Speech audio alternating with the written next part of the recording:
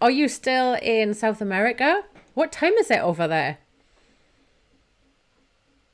Okay, the input works. Let's see if the output works. This must be what it feels like to do a live cooking show. I can only imagine the stress of doing that.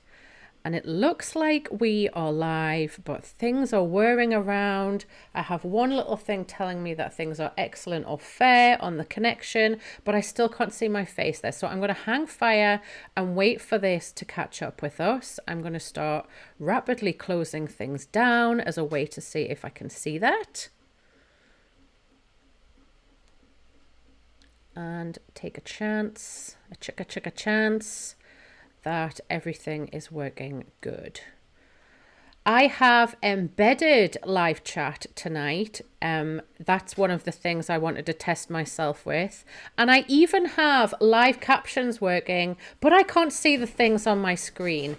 So chat should be getting sucked into the landscape version of this. If you're, thanks mate, 10 p.m. Wow. Okay, if you're on YouTube, if you're on Facebook, if you're on LinkedIn or Twitter, you should see that there's an embedded chat box that is just whirring away like here on the screen. If you're on Instagram, this is like the edge of the screen. So you can talk to me in the comments, and I don't think your comments will be pulled through, but hey, crazier things have happened in the world of mental tech. It's told me to check the stream again. Why won't it work? I'm going to check the stream again. This is when you need 6 phones, right? To have them all dotted around as backups.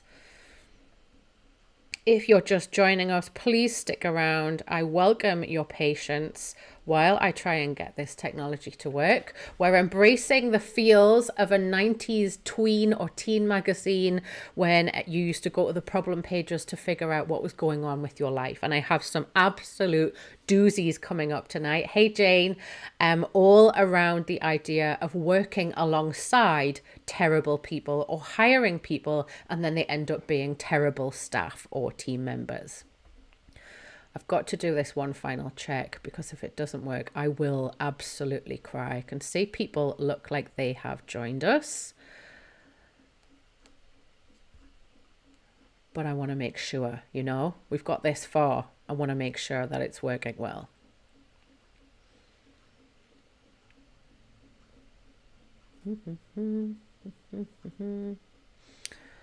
Connections are looking good. Where's the face? I want to say my mush talking. If you are, no, I'm not going to ask you to do that. I was going to say if you can check on Instagram, on LinkedIn, if you're with me on Instagram, that would be a huge help to let me know that you can see me and hear me on a different platform, and then we can get into the grooviness. I'm trying it from my end. If you want to try it from your end and help me out, that would be wunderbar. I would be very grateful. Meanwhile, here's me treading water. I wish I had my tap shoes on. I could tap away while we're checking this out. I am not going to close this down. We're going to keep going. Things are loading, just very slowly. Let me know in the comments where you're joining me from this evening in the world. We have somebody in South America on 10 p.m. right now. And I know, Jane, you're in the US and it's about 11 a.m. where you are. Is anybody else in any different time zones, or is it 5 p.m. for you like it is for me right now? Okay, I can see my face. I am going to nix and get the hell out of LinkedIn, and we are gonna rock. Okay, fantastic. Right, let's get into this sucker. So we've done enough testing and welcoming. I've explained the concept of the show. This is a live series, a 6-part live series that I'm doing. Thank you, Jane. Mwah. It's a 6-part live series that we're doing, sponsored by my branding program, which is called On Her Terms. And it's aimed at expert women who want to create a business and a brand that is more on her terms. It's a 6-part program specifically designed for leading business women, leading business owning women who want to keep on building that business but doing it more on their terms. So that means maybe they want to work less, maybe they want to earn more money, maybe they want to work with a slightly more satisfying team, which is what we're getting into tonight. Maybe they're sick of nightmare clients. All of these things are the little bits of friction that you have when you're a business owner. I know I've had them in my 11 years of running a business. And I think when you get your branding sharp and clear, you can start to get rid of these problems and do things on your terms. So that's why we've named the program On Her Terms.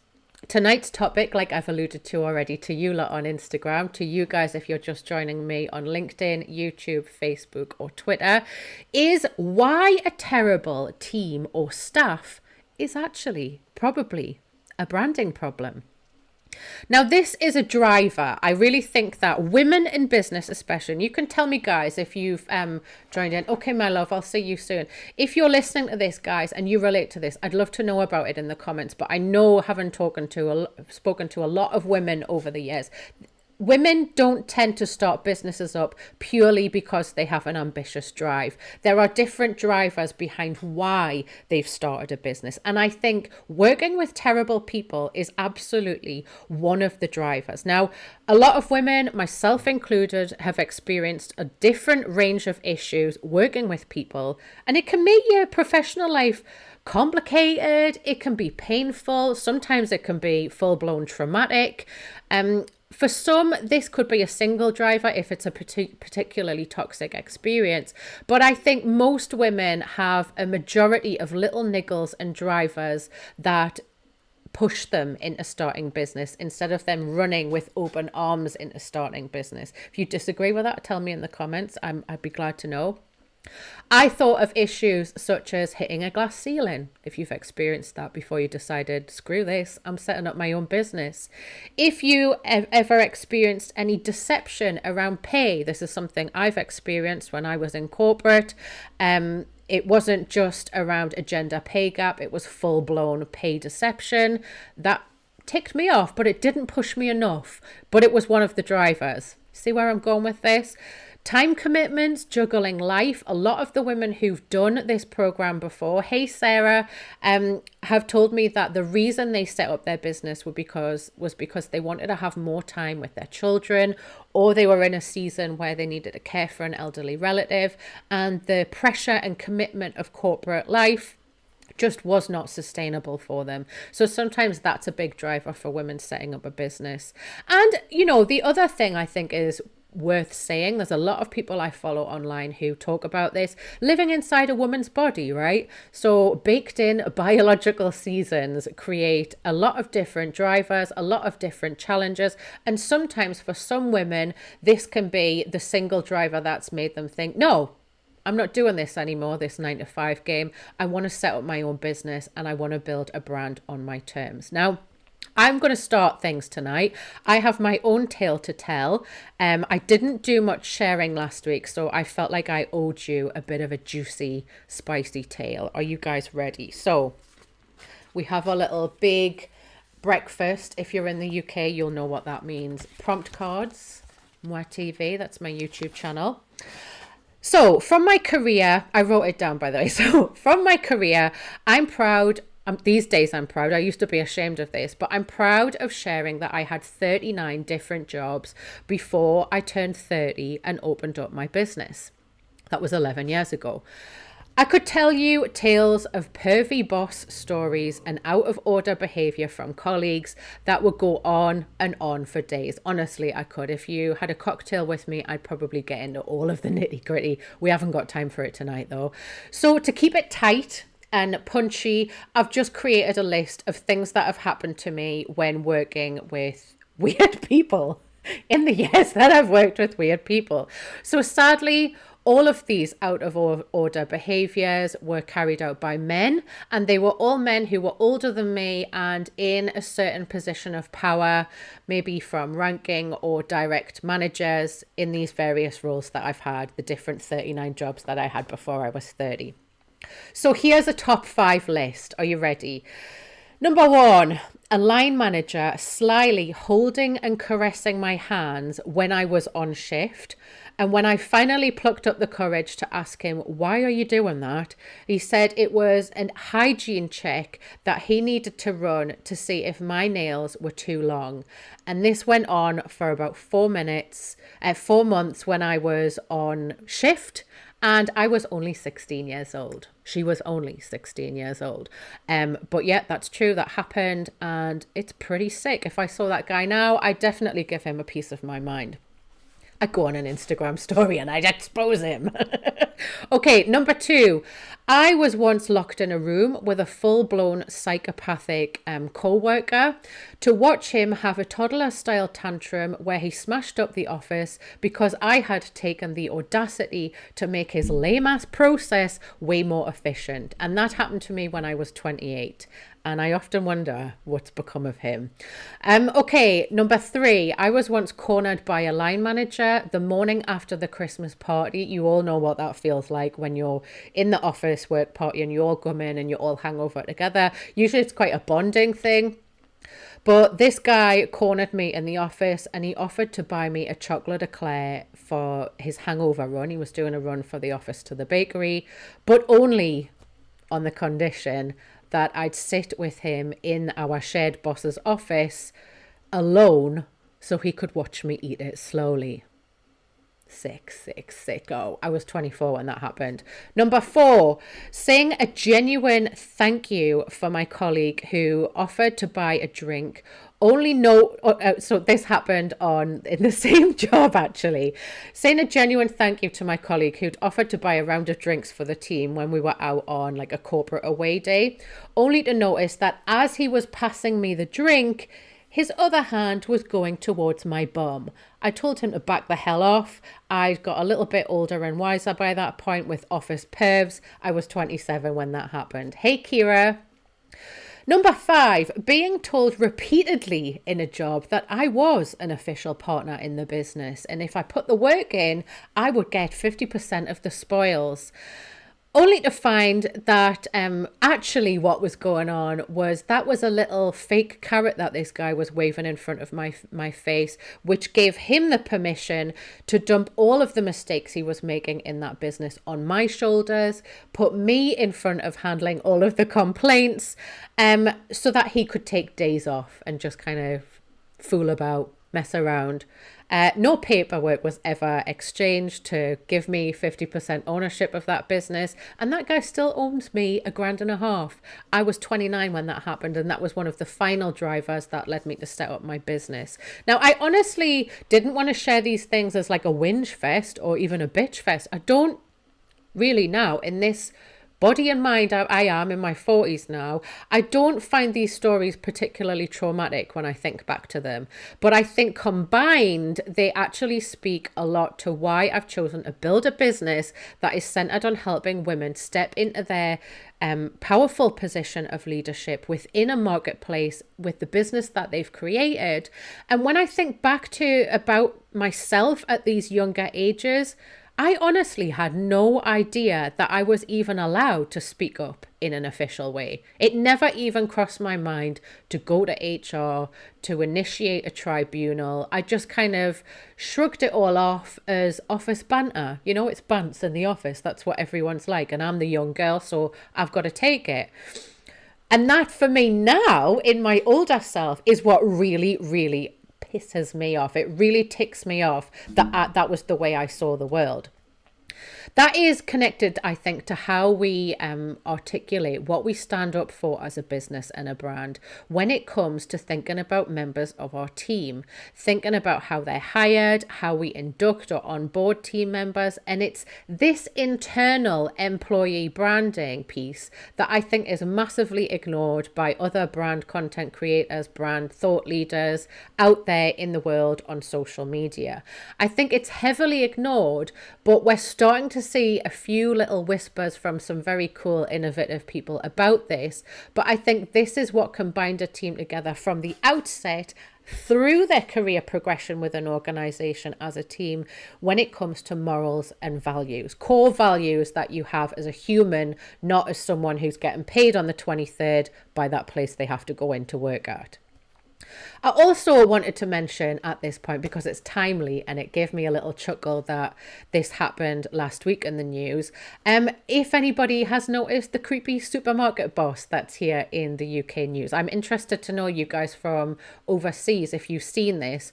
So I think the long and short of it is he's high up in a supermarket. That creepy nail story was when I worked in a supermarket as a part-time job as a student, and it brought back a lot of memories. But I think we need way more of these stories to be exposed loudly across all media, and we need to do our job as leading women to add the volume to that.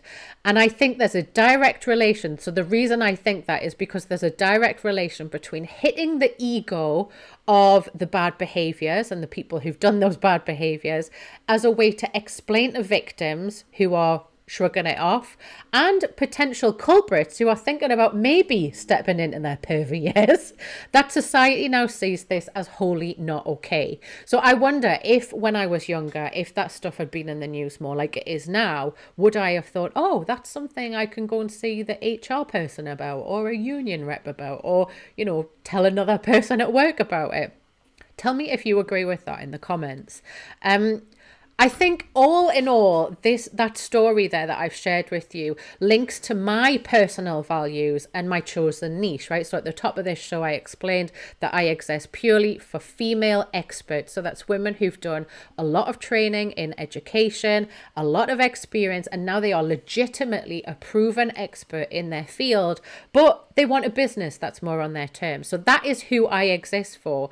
But I think it's really interesting to say that I'm acting as the world has treated me, right? I'm not really interested in working with men much these days. I have lots of friends. I'm in a heterosexual relationship. I have a mentor who's a man. It's not that I think all men are bad, but I would prefer to work with women. And I think those top 5 tales are top 5 of a lot of crazy things that have happened to me. And I think that's what's informed me developing that ethical choice in the way that I want to run my business.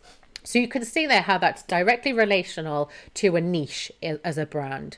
I'm interested to know if anyone who's watching, let me know in the comments, if you have a niche that is influenced by a driver like this. Tell us, and I'll do my best to shout it out when I see it flashing up on the screen. Okay, I can see Bill is on LinkedIn. Thanks for letting me know that the audio is lagging a bit. We have audio. It is improving. That's what I want to hear. Thank goodness. So the second part, so there's three phases to my online branding program. And actually the second phase speaks to what I've just shared there in that story. In the second phase, we work on how to get you practicing what you preach and really believe in as a business based on a refined vision of your role. And it's your role of what you want to do as a leading woman on planet Earth in this time in history. So you see how we zoom right out and look at it as like a huge long timeline. This was your little part in this timeline. What do you want to be remembered for from a legacy point of view? But what do you want to do every day? Zooming out to zooming in. That's a big part of what we do in phase 2 of my branding program. Let's move on to another story. So the next story is from a business pal of mine, Sonia Rutter. And Sonia is an expert when it comes to Facebook ads, but she's niched down. So she works for the growing Lux brand industry, and she has an impressive background in advertising. You can find out more about that on her website, soniarutter.com. She works exclusively with lifestyle brands, interior brands, real estate, those types of things. Yes, man. Yeah. Less ego rush. I love that. Thank you, Gaultier. So here is her story that she sent in. Hi, I got a dream job in Sydney that turned out to be a nightmare. I worked for a bridezilla who wouldn't tell junior members of the team to talk to her directly. We weren't allowed to talk to her. Everything had to be filtered through me. Oh no, so you were the filtration system. Okay.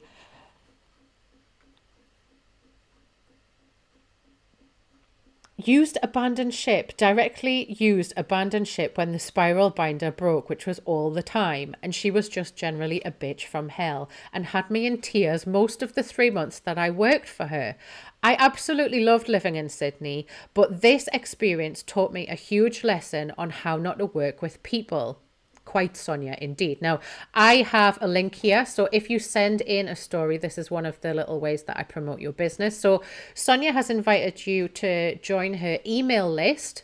And this is full of tips and pointers on how you do Facebook ads that don't cost the earth and have major return on the investment that you make. The link is www.subscribepage.com/join list. And I will go and put a comment on all of these outlets after we finish the show, so you can access that if you're joining us on the replay. Yeah. Nightmare. Bridezilla, no thank you. And then using you as like the conduit for all communications. If you feel brave on hearing Sonia's story, I want you to put in a little cry face emoji. You can pick whichever extremities of the sad face. But let's show Sonia that we stand with her on this one. I know I've cried at work many times. Have you cried at work too? If you have, let Sonia know that in the comments. Or maybe if you can just relate to what she's gone through working for a nightmare who has been real toxic in the way that she's communicated.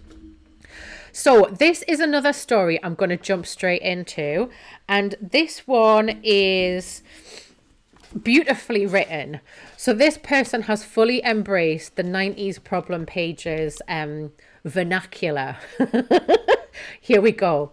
Dear Laura. I'm in dire need of your advice because I'm dealing with a nightmare team situation and I've no idea how I ended up here. Oh no, here's the deal.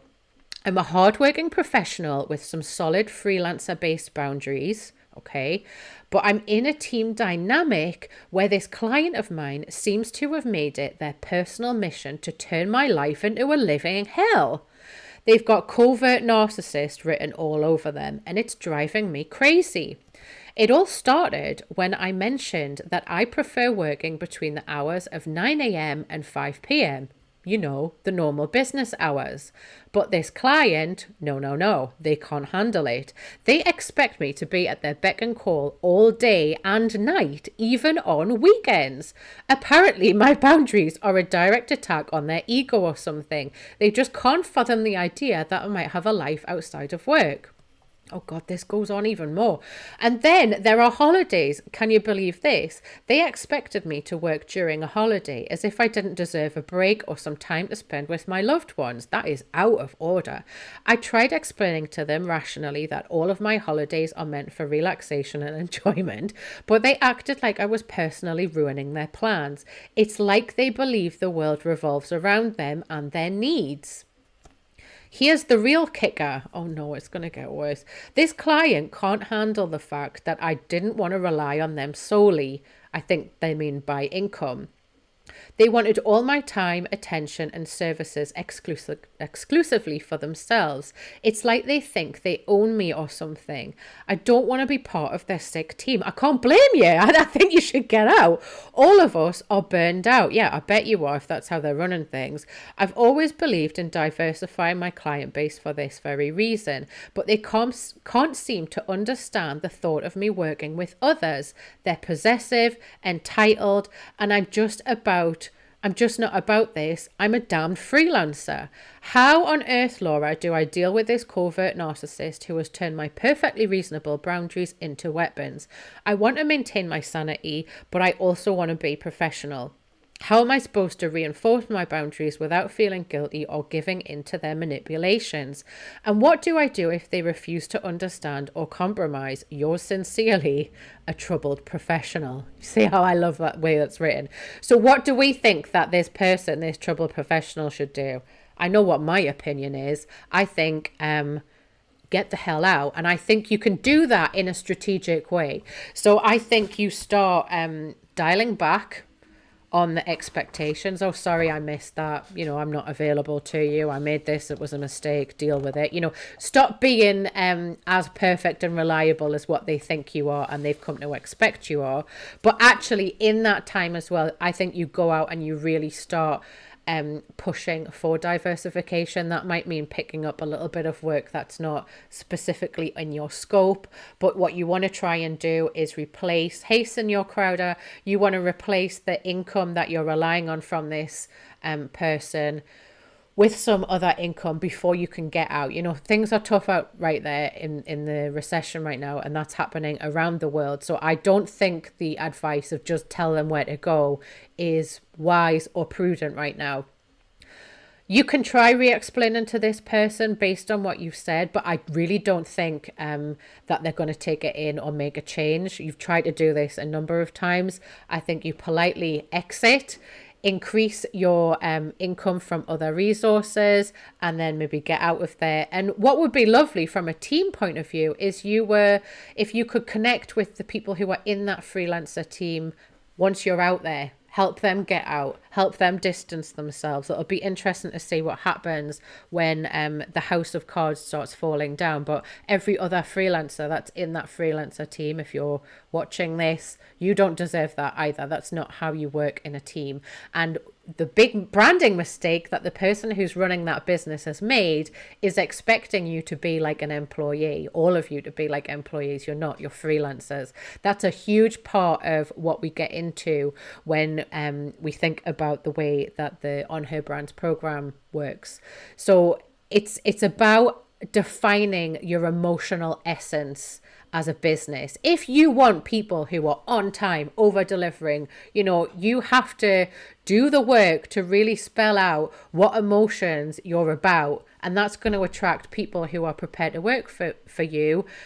I don't think the way that you're treating them is right, but being really clear about the emotional connection. Now, the person whose side we're on here, the troubled professional, I think you could think about the way that you've branded yourself. So maybe you're just rocking a personal brand because you define yourself as a freelancer. I'm getting the impression from that label alone that you're not looking to build a brand that is reliable, is scalable. You're happy with the way that it's working for you now. I think the way that you onboard with clients could be changed, and you could be really clear in the interview process, induction process, and your onboarding process with clients. Think about the way that you lay out your expectations. And we talked a lot about this in last week's episode. So if you want to go and check that out, talking about expectations in a branded way, go back and take a look at the replay. You can't very well say, I'm getting annoyed now thinking about the way that this person's running their business. Let's just say that their brand message, their public exterior brand message is, I empower small business owners to light up the world through financial freedom. But then on the inside, internally within your business, secretly be shackling a virtual team up in chains. You're not going to be able to do that and then come off as being the type of person who's trustworthy, who does what they say. I don't believe that. And I've said this a million times on my TV, my YouTube channel, and in my other content that I've put out there. But I'll say it again now before we move on to the next one. All it takes is a tiny little grain of doubt, a hunch, a vibe for people to stop themselves getting into a trust relationship with you as a brand. And let's be clear, this behavior thoroughly stinks. I don't agree with it. Okay, let's do another letter, shall we? So, this one's funny, right? Get the card up there. Laura!